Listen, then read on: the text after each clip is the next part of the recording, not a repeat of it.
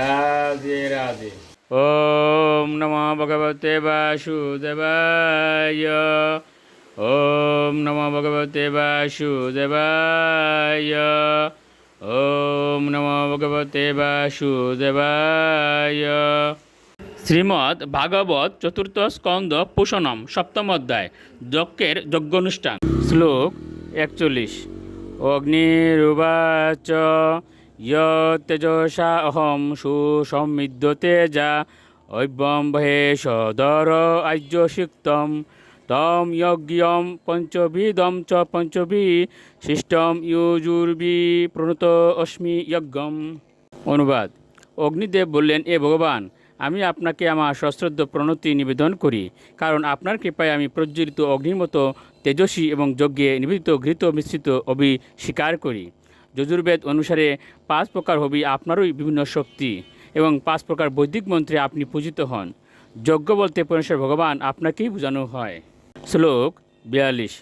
দেবা উচু পুরাকল্পা পায়ে সকৃতম উদরীকৃতম বিকৃতম তমে বাদ্যস্তস্মিন শরীর উরগেন্দ্রাদি শয়নে পুমান শেষে সিদ্ধহৃদি বিমৃশিত অধ্যাত্ম পদবী স এবা দাক্ষিণূর্য পতি চরসী বৃতা নবসীন।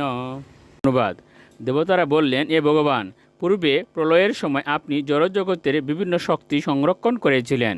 সেই সময় সনাকাদি ঊর্ধ্ব লোকবাসীরা আধ্যাত্মিক জ্ঞানের দ্বারা আপনার ধ্যান করেছিলেন। অতএব আপনি হচ্ছেন আদি পুরুষ এবং আপনি প্রলয় বাড়িতে শেষ নাগ শয্যায় শয়ন করেন। এখন আপনি আপনার সেবক আমাদের সম্মুখে প্রকট হয়েছেন। দয়া করে আপনি আমাদের রক্ষা করুন। শ্লোক 43।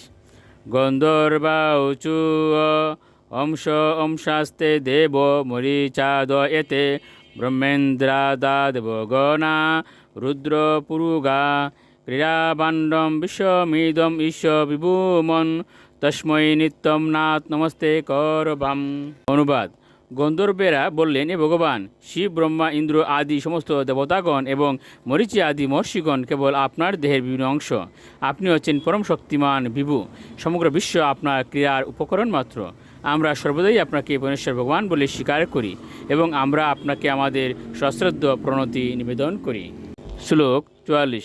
বিদ্যাদ্বারা উচু তৎমায়ার্তম অবিপদ্য কলেবরে অস্মিন কৃতামহমিতি দুর্মতিরুৎপতয়স্য ক্ষিপ্ত অপি অসৎ বিষয় লালস আত্মমোহম যুষ্মৎ কথামৃত নিষেবক উদ্বুদোষেত।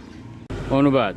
বিদ্যাধরেরা বললেন, এ ভগবান, এই মনুষ্য শরীর সর্বোচ্চ সিদ্ধি লাভের জন্য, কিন্তু আপনার বহিরঙ্গা শক্তির বশীভূত হয়ে জীব ভ্রান্তিবশত তার দেহকে আত্মা বলে মনে করে এবং তার ফলে মায়ার দ্বারা প্রভাবিত হয়ে সে জড়সুখভোগের মাধ্যমে সুখী হতে চায়। পথভ্রষ্ট হয়ে সে সর্বদা অনিত্য মায়ের সুখের প্রতি আকৃষ্ট হয়। কিন্তু আপনার দিব্য কার্যকলাপ এতই প্রভাবসম্পন্ন যে কেউ যদি সেই বিষয়ে শ্রবণ এবং কীর্তনে যুক্ত হন, তাহলে তিনি এই মুহূর্ত থেকে উদ্ধার লাভ করতে পারেন। শ্লোক 45।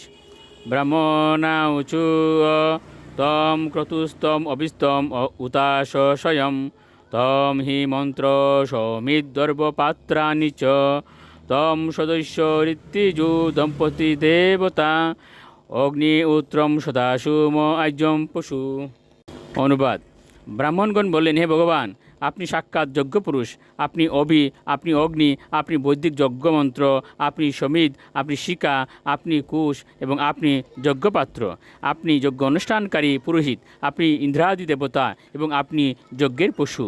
যজ্ঞে যা কিছু উৎসর্গ করা হয় তা আপনি অথবা আপনার শক্তি। রাধে রাধে।